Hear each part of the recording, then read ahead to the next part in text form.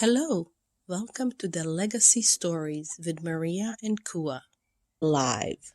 I cannot wait to share my stories with you. My name is Marija. This is Coua. I was born and raised in Bosnia until age of 19. I am the firstborn of a refugee family that came to the United States in 1986. I currently still live in US with my family. I am so excited. Welcome and enjoy.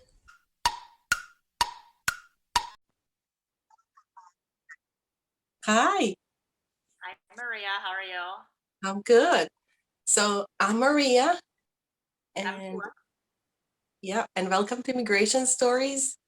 This is our first episode, and we're really happy to be here. Yeah. What are we going to be talking about today? You tell I us. was going to say, on today's episode, the first episode, we wanted to share with you our stories of how, we ended up here in the United States.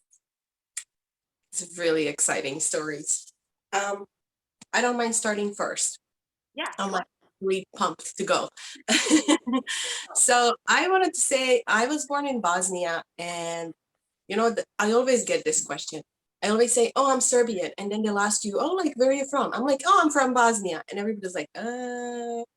So yeah, I'm Serbian, and I was born in Bosnia during the '80s, and I grew up there until I was 19, and I decided in high school that I wanted to come to school here. And I have an aunt that lives here who moved a couple of years ahead of there. So I just wrote her a letter. It was like the time that people wrote letters. So I wrote my cousin a letter and I sent her a letter.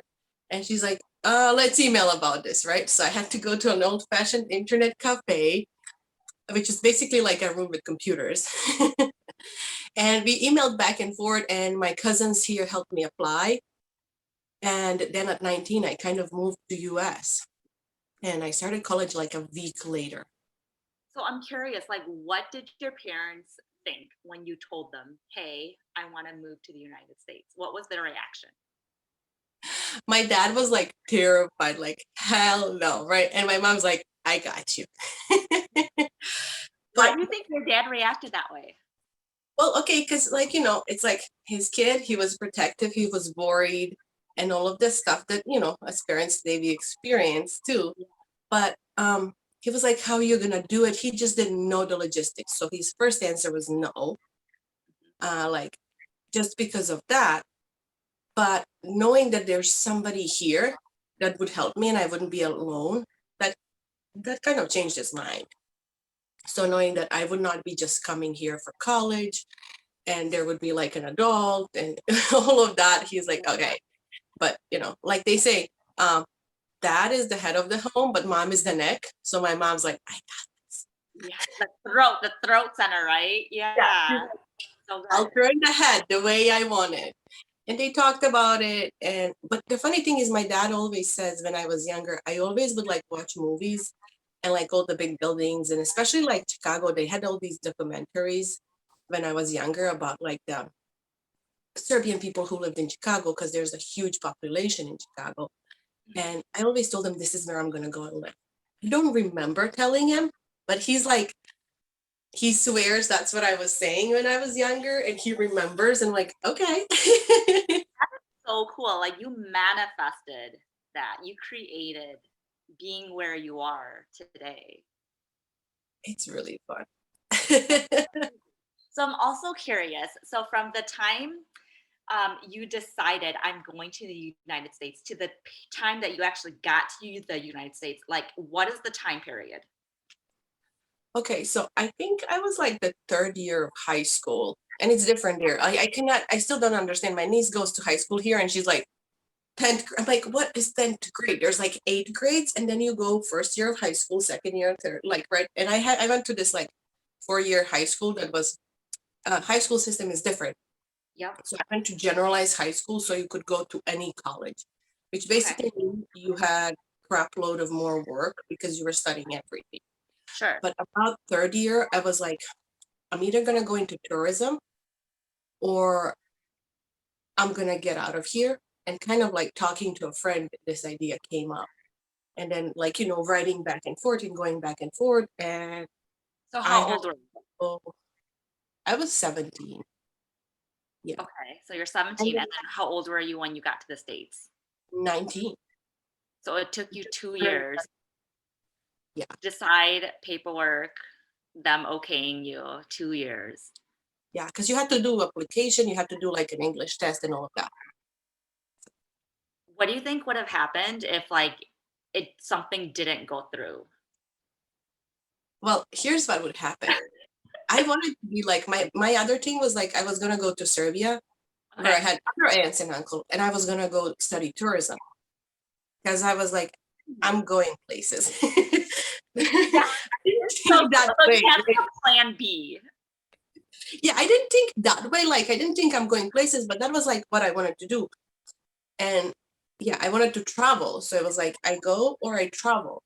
Ooh. Oh, that is so cool. So you're Right. like, either way, I'm winning. You tell me, how did you get here? Okay, so I am the firstborn in my family in the United States. So my family, they came over to the United States in 86, April of 1986. I was born in June. They came over from Thailand. So my parents' story and their family story is that the Vietnam War happened. They were living in Laos. So due to all the bombing and just all the turmoil that was going on in the country, they were forced out of their country to come and seek refuge in Thailand. So then they were in Thailand, and then there was a point that my dad decided that he needed to make a better life for himself, and the way to do that was to go to the United States. He had already had some other relatives that had come here. So then he was able to get a sponsorship for them, for us, I guess, to come to the United States. And so he just left everything he knew and took his family and started a new life here. And That's I just amazing. happened to be the first one born here, and I'm one of 10. Wow, that's awesome. I always love that. All right. So how did you get to where you are kind of like right now? Like, are you still where your parents moved to? Did you move? So I did move. So my parents are in central Wisconsin. I'm in northeastern Wisconsin. And I got here because my husband, this is where him and his family are from. And I decided that we're going to settle down here. And it's actually a really nice little area to raise a family in and to build a life in. It's awesome. Is your husband firstborn too, or is his family longer, or what it? It's my husband is the second one born in the States in his family. So they came over much earlier than us. I feel like they came over in 79 or 80. Okay. Yeah. Does he have the same descendant? This kind of the same heritage? Yeah, kind of the same heritage. I mean, they were just all spread out in different like parts of the country of Laos. But yes, it's like the basic same story. Okay, yeah. Because my husband also, um, he came the same year I did. Okay. Like he came to visit his sister, and we didn't know each other. So he came and we met here, and he's from Macedonia. So it's like, if you know the story, like the Balkans and former Yugoslavia, or former Republic of Yugoslavia that existed then, that was falling apart, like, in the 80s when I was born. And then we had that war in 90s that kind of affected us, and we also had to move and all of that. Like, well, he was like a different republic of that Yugoslavia.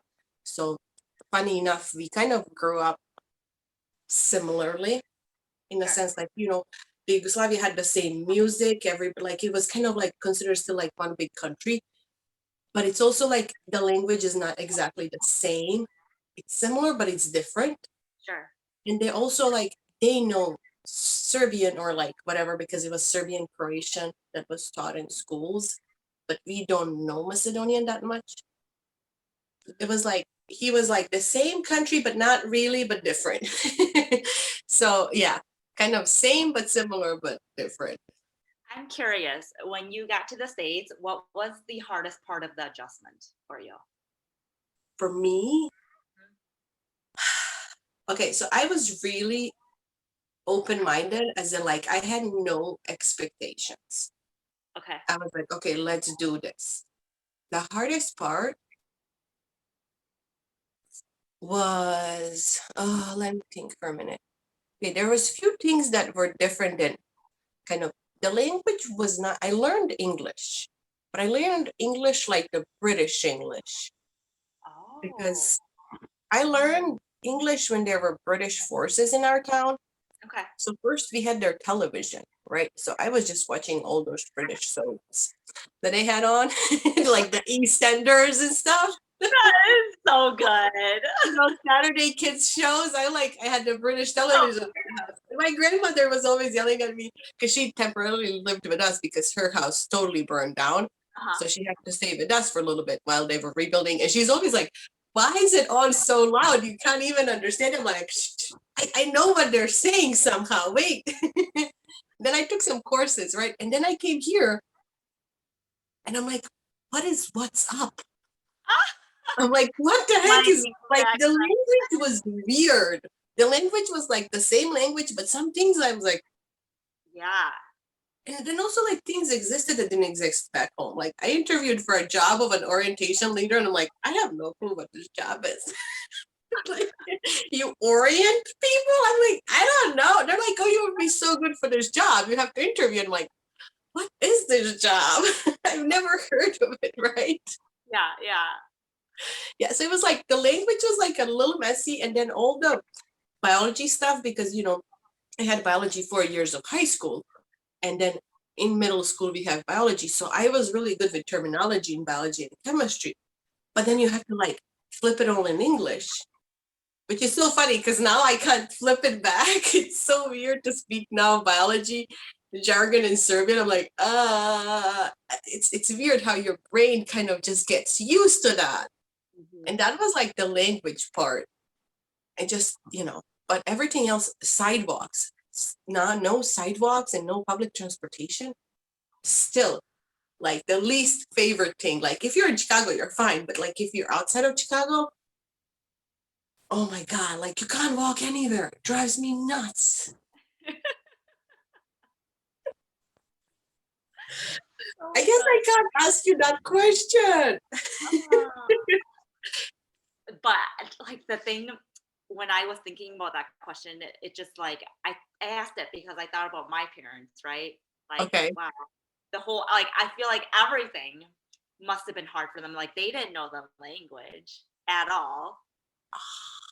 I know, right? So I remember my dad telling me that they came here and they actually went to like English school where like they would sit and try to learn some English. And even now they don't really speak English like that much. They understand bits and pieces of it, but then Hmong is definitely still like the primary language that they speak and use. So I just can't imagine for them like how hard it was to come here, learn a completely new language, and to live in like a house, like an actual house with a floor, with appliances, running water, and having to learn how to use all of that. And then like, the Hmong people, they are traditionally farmers. So to come here and to like have to make money in by going to a job, I can't imagine like that transition. Like, oh, I have to go over here and work. So I have money because I'm gonna have these bills to pay. Like it Well, just blows my mind. Like, oh my gosh, what? I can't imagine. wait, Crazy. tell me about their housing like back home. So then, like, I don't know for sure, but just from like the pictures that my dad has shown me, it's like they look like straw houses. Mm. It's like a straw roof, and then the siding looks like it's like stronger, like just straw like latched together too. And then the floor was just dirt, and it's Wow. just basically like a square house. And then they lived in the mountains traditionally, so everything was really hilly. Well, that's so cool though. But I can imagine them moving here and having to like the change must have been really Right. shocking. Right. Yeah. That's like the only word, shocking, and the other word is like traumatic. Yes. But see, I don't see that as trauma though. People ask sometimes if it was. And weirdly enough, you are doing like this is the thing about being an immigrant. You're doing something that's better for you, right? Like your family was doing something that they believed was better ultimately for you. So Absolutely. you're kind of in a high adrenaline state the whole time Yeah. because you don't have another option. This is your decision. I remember I'm like, I'm not going back because I had moments like, you have those moments in the beginning. I miss my family like crazy and they didn't have Skype and Messenger then. You could not talk to anybody, right? And I had these cold cards that were like certain amount of time my aunt would buy me. And I didn't have a car in the beginning or the cell phone. And this was like 2005. So telephones were just like coming out. It wasn't a smartphone. Yeah. And you had to pay money for everything. So I didn't Yeah. have a phone. I would have to like borrow my aunt's phone. There was a 7 hour difference. And I was in school. So it wasn't like somebody had to drop me off at school. Somebody had to pick me up in the evening. So it was hard to call my family. Yeah. And then my aunt's family worked over the weekend. So like finding time to call them, figuring out what time is there, like, Mm. you are spending money to call them. And then you would miss them, of course. And then, it's like, but you didn't have an option. It was not an option to go back. I was like, Yeah. that was not, so you had this like adrenaline almost like, I'm doing this because, you want to do it. It's your choice. Yeah, that's so good that you bring that up because yeah, you're right. Like there was the option of staying wasn't or going back wasn't an option. So it's just like I make this work. Sorry. No, that's okay. Somebody was calling me. Keep That was going. like I was gonna say like, and then from there, like I feel the word pressure is coming up. I'm not sure if that's the right word that I want to use, but that's what's coming up. It's like, okay, they came here, they made this big decision to come here. So it's like I need to use this opportunity because they ultimately made this decision because they want a better life for not only themselves but their kids. So what am I going to do with this now that I'm here? Yeah. Do you That's feel why that at all? immigrants succeed.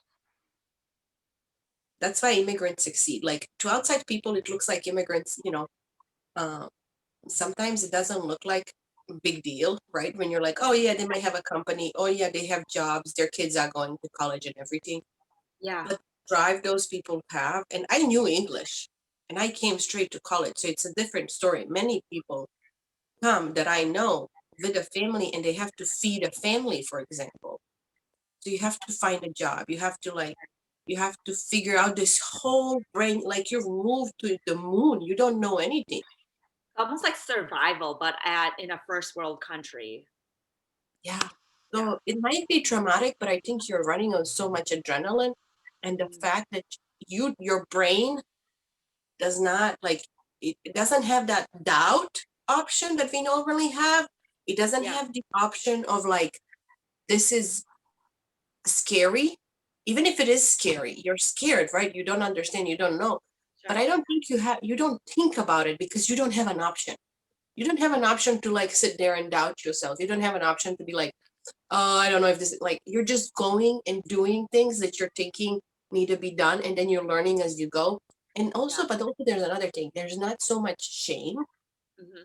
Some people might have shame about language, but many people don't have shame about what kind of job they're doing or how much money they're making or all of that, or like if they're eating this way or that way, or like how their house like in the beginning, because you're just doing like, or if you mess up, you don't have much shame if you mess up because you literally don't know. It's like you're a child. You have no clue of a system. Yes. And now I see like that's such a gift to have, right? Like you just don't know it. You don't know. It's like this is the only way to know how to do it. So that's it. That's what I'm gonna do. I have no other way to think about this. It's really good for your brain because you know how our brain, like as a coach, you know how our brains are. Like Yes. you have to deal with doubt and fear and all of that. But when you're an immigrant, you're really like you're like that, like almost Everything's like a child. here. You're like a blank slate, Yeah. right? Yeah. Oh my gosh. Totally. It's really cool. So I want to just kind of like finish where I am at right now. Okay.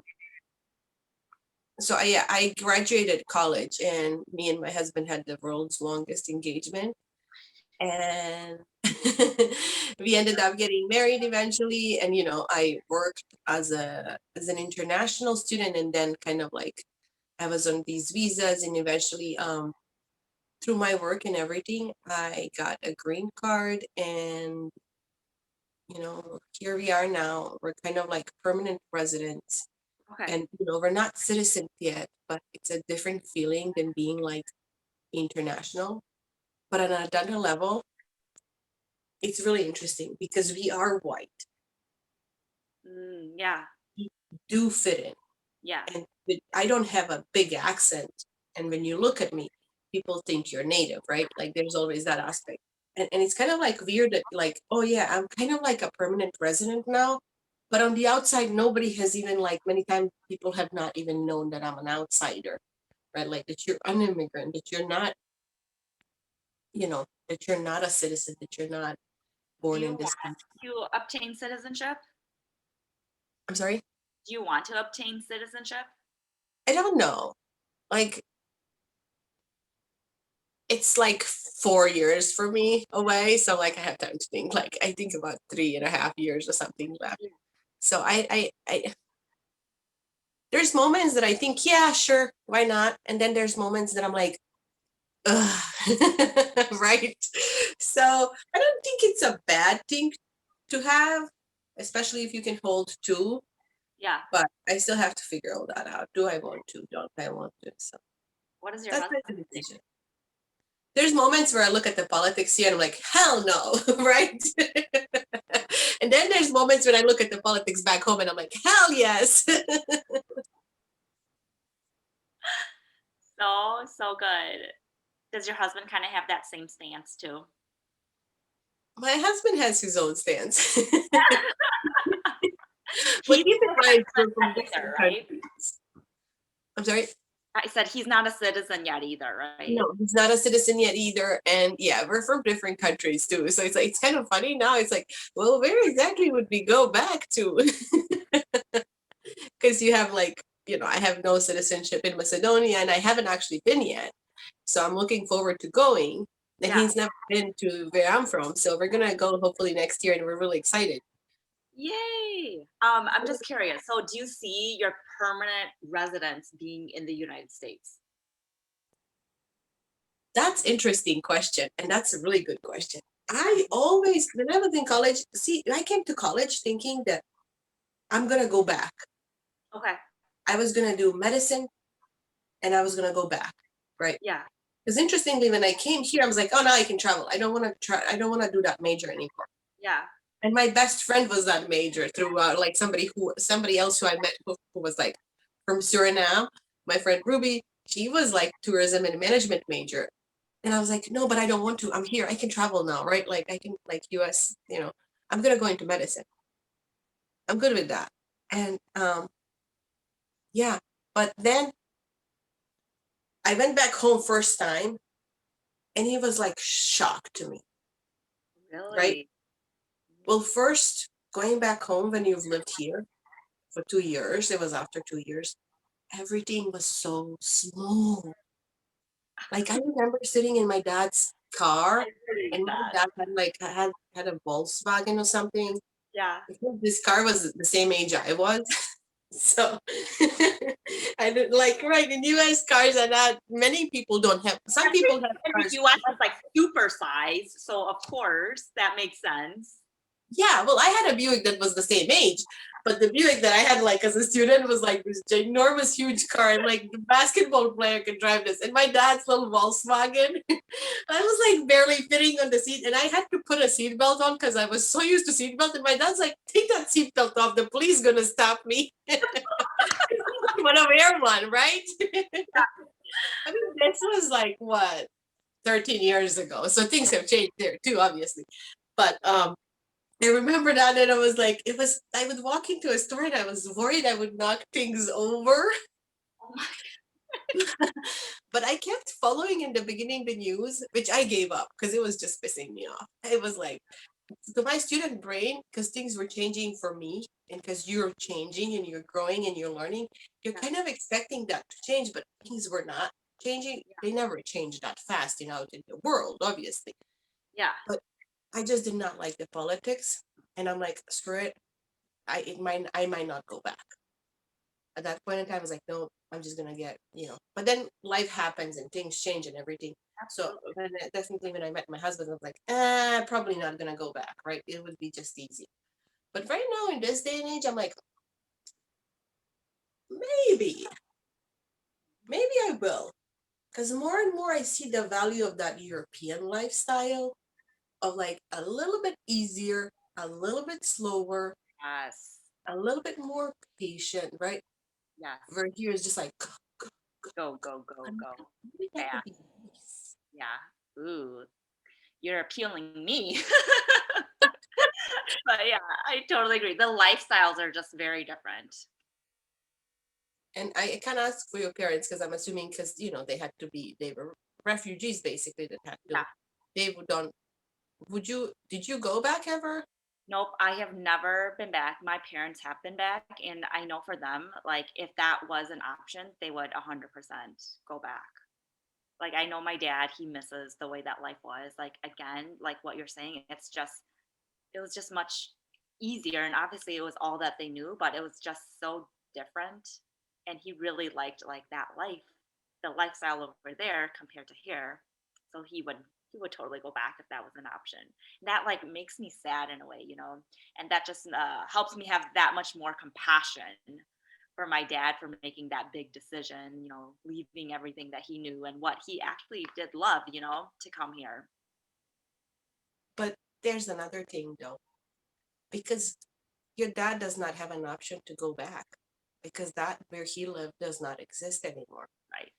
I know with this with our when we had the war, and I see this in so many people here because we had the war and so many people like their houses ended up on another side of a lot of like they're not on the border anymore where they were. Yeah. They're on the other side now of the border. Yeah. And some people have gone back, but people that have migrated to US as refugees at that point in time,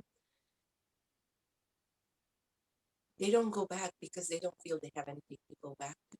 Like Yeah. many people now, like they would have to go back if they're Croatian back to Serbian side. If they're Serbian, they would need to go back to Croatian side. Mm. And it's just like such a same thing. But I know it's such like you're not going back to how it was To because you're what gonna you knew, right? it's Yeah. not it's totally different now. That's You're in how a you different pictured time. in your head. Yeah. And it's really sad because for those people, it's not like me. I decided to move here because I wanted. For them, they had to kind of move, right? They made a choice that's better for their family, but ultimately they don't have anywhere to go back. Yeah. Yes. Yeah.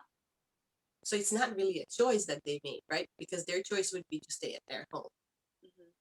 But they ended up making a choice because they did not. That was the best option available. That was not the option they wanted. I made a choice because I wanted Yeah. to. Sure. Yeah. Yes. It is sad. I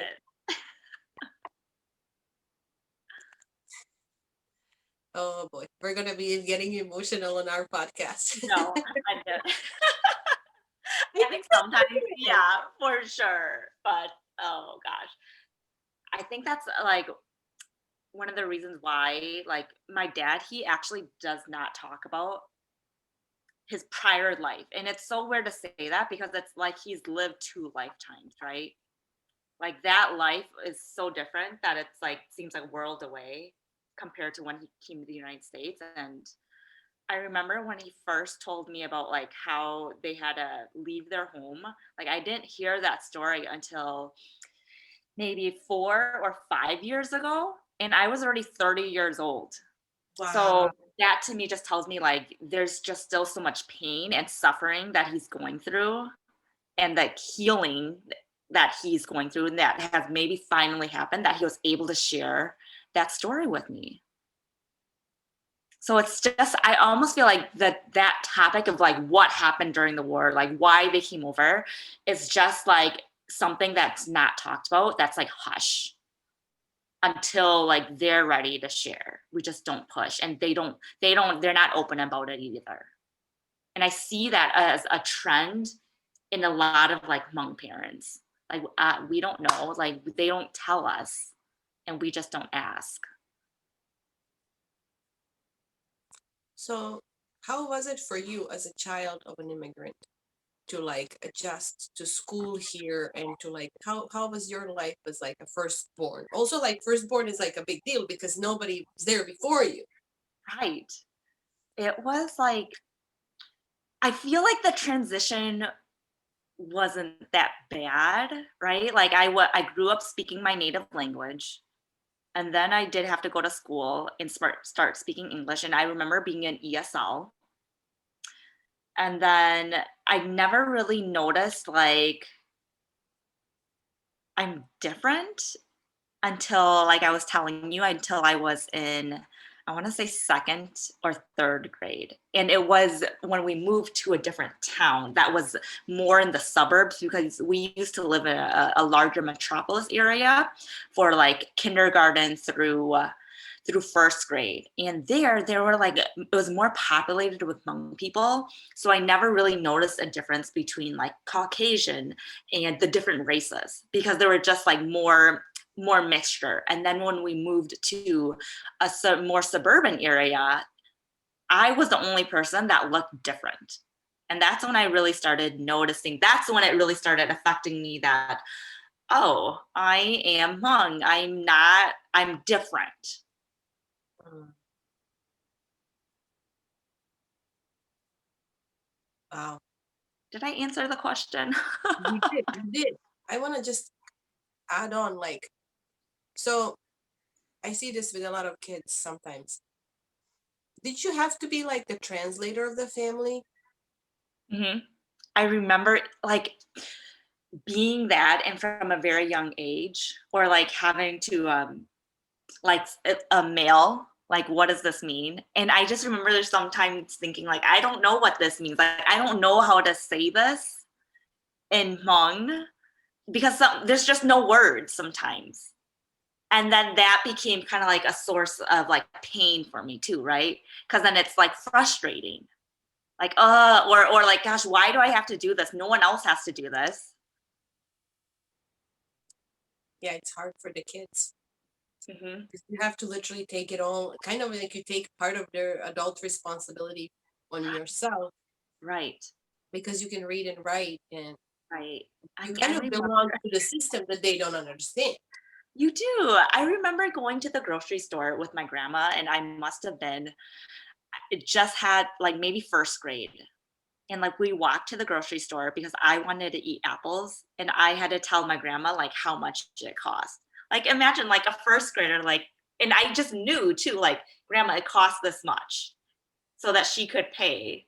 It kind of blows my mind a little bit now that I did that, right? Because I have a kindergarten this year. It's like him next year helping me with that, like that Yeah. kind of responsibility. It was probably natural to you at that point. Right, agree. It was natural to me. And I just think about like immigrant children, they just have like, they kind of mature fast, right? Like they have no choice. They just have to grow up really fast because you're automatically assigned, you're a helper. You don't really have a choice. You need to help out. And this is how you're going to do it. Yeah. Yep. And I see how that's like really affected some kids, right? And that's why they always try to do everything for the people that they love, because that's what they grew up doing. But now it's like, oh, wait, this is actually hurting me because I just keep enabling all these people where they can actually do it for themselves. I don't need to be doing everything anymore. And that's the part that like, that hurts me, right? Like, you don't need to do this anymore. Stop. But getting out of that, it's like literally a work. Yeah, It requires work. right. It does. And coaching, right? Yes. It does. We can plug ourselves. It's our podcast. Little plug there, coaching. You're enabling people. Coaching can help you. No, it's really, it can. But the thing is, it's like the mainstream coaching, and we'll have an episode about this, I think. The mainstream coaching talks about, and this can help immigrants, but I think when you have somebody who understands your specific situation, Yeah. who's been there, it's different. Yeah. No, 100%. Like you just resonate with that person on such a deeper level because they have that experience. They have that wisdom. Like, oh, this person's really been through it and they've gotten out of it. That's really valuable. But you know what I'm curious about? I wonder about, like, I'm here. I'm not, like, I'm not fully like what your parents were, right? Yeah. Like I've came here willingly. I've got education. I speak English. Yeah. Um, how is it gonna be for my kids, right? That's Mm, the story, because what I'm seeing is we come in, we're driven, we want it, right?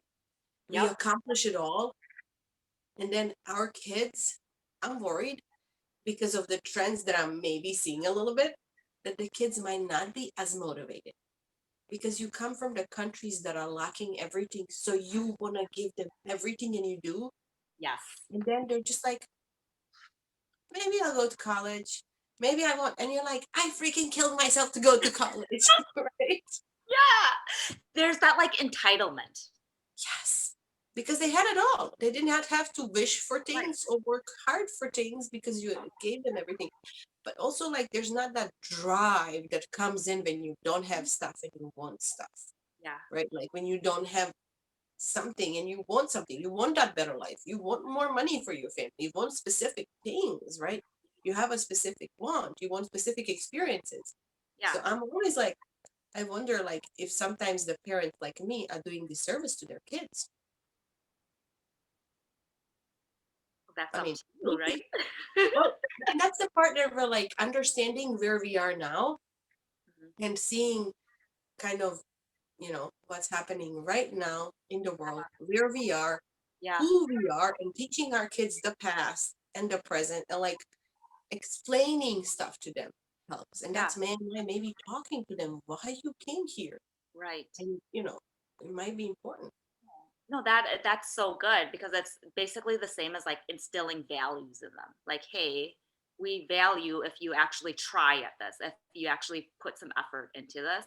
Like, who I don't care if you get the A, but I need to see that you put your best foot in. And that's like I just always think about it, like that can be taught. Like if that's not taught, then that's like they're gonna be missing something. And then of course they're gonna think like I can just have this and not have to do anything about it, like not do any work to get it. Because my oldest right now, she's 11 and she's really starting to see like money. Like, ooh, if I have money, I can buy things. It's like, okay, but I want to teach her that no, you're not just going to get money for just sitting there. Like, you actually have to do something so that the money can come into your life. Yeah. And that's good lesson for kids. Yeah. Oh, me and you could go on forever. We could go on forever. What do you want to end the episode on today? We'll chat about next time more. I know.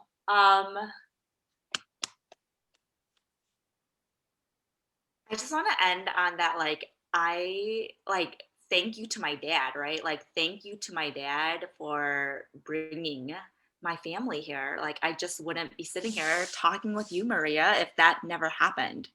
So that's Right. like such a core part of my story, like my dad. So I want to end by just saying thank you to him. And I just want to say, like, thank you to that, like, gutsy 19-year-old who, you know what, she was freaking scared and low self-confidence in other areas. Yeah. But, people say I'm naive, and I'm like, thanks God I am. Because I think you have to be naive to do certain things, right? To believe in people more, to believe that you can, like, that. And it's like, oh, that's the best quality I could actually have. So good. That Okay. kid was sexy, man. I'm like, I need that kid again. All right. Well, Okay. I'll talk to you next time. Sounds Bye good. to everybody else who listens to us and watches us. So Bye. Thank you. bye. Bye.